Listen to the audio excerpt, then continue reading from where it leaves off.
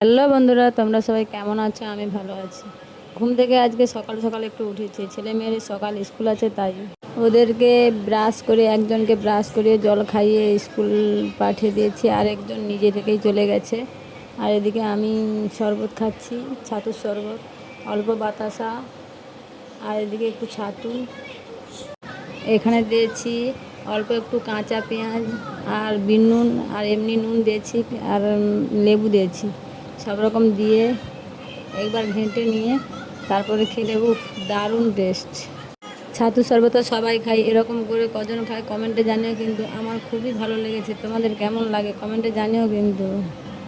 সকালের এদিকে কাজ বাজ শেষ করে চলে এসেছি রান্নাঘরে। আজকে রান্না হয়ে যাবে, সবজির কিছু নাই কাটার।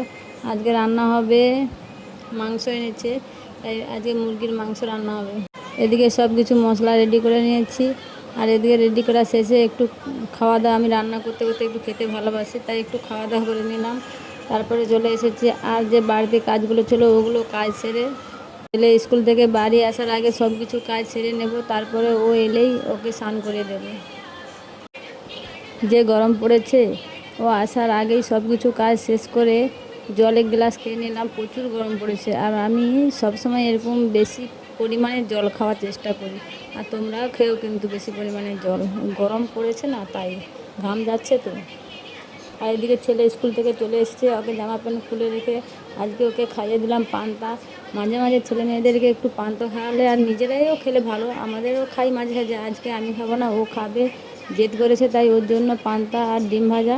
আর আমি খাচ্ছি এদিকে আলু মাখিয়েছিলাম আর নারকেল দিয়ে মুড়ি খেয়ে নিলাম জলখাবারে।